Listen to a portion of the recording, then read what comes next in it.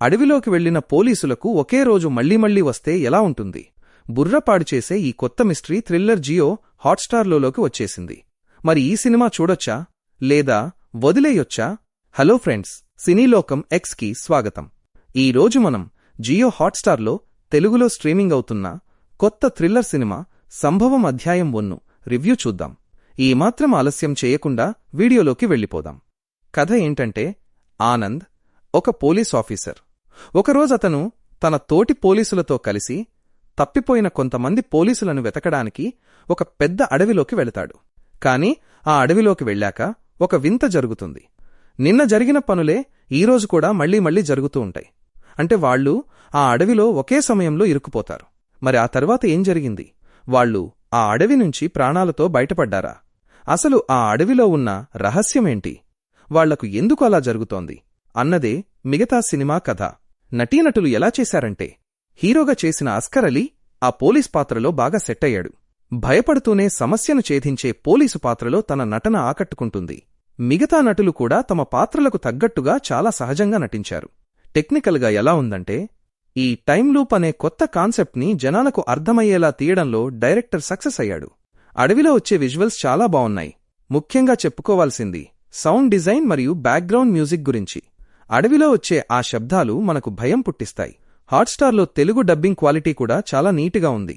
Cinema మొదట కాస్త నెమ్మదిగా మొదలైనా అసలు కథ అడవిలోకి వెళ్ళాక చాలా ఆసక్తిగా మారుతుంది.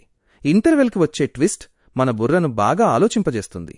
ఇక రెండవ భాగం కూడా అదే సస్పెన్స్తో సాగుతుంది. కానీ ఒకే సీన్ మళ్లీ రావడం వల్ల కొందరికి ఈ రెండవ భాగం కొంచెం నెమ్మదిగా కన్ఫ్యూజింగ్గా అనిపించొచ్చు. సినిమాలో బాగున్నవి ఈ టైమ్ లూప్ కాన్సెప్ట్ని ఆసక్తిగా చూపించిన విధానం, ఇంటర్వెల్ మరియు క్లైమాక్స్లో వచ్చే మైండ్ బ్లోయింగ్ ట్విస్టులు, కెమెరా వర్క్ మరియు భయపెట్టే బ్యాక్గ్రౌండ్ మ్యూజిక్ సినిమాలో బాగోలేనివి. కథ కాస్త నెమ్మదిగా సాగుతుంది. టైమ్ లూప్ వల్ల సీన్స్ మళ్లీ రావడం సాధారణ ప్రేక్షకులకు కొద్దిగా బోర్ కొట్టొచ్చు. ఇందులో కామెడీ, సాంగ్స్, ఫైట్స్ లాంటి కమర్షియల్ హంగులు ఏమీ ఉండవు.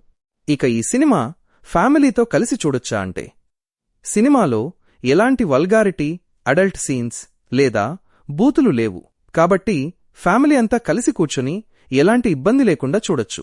కానీ ఒక చిన్న సమస్య ఏంటంటే, ఇదొక టైమ్ లూప్ సస్పెన్స్ సినిమా. అంటే ఒకే సీన్ మళ్లీ వస్తూ ఉంటుంది.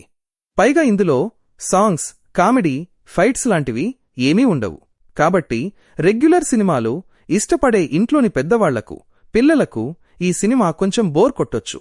లేదా అసలు ఏం జరుగుతుందో అర్థం కాక బాగా కన్ఫ్యూజ్ అవ్వచ్చు.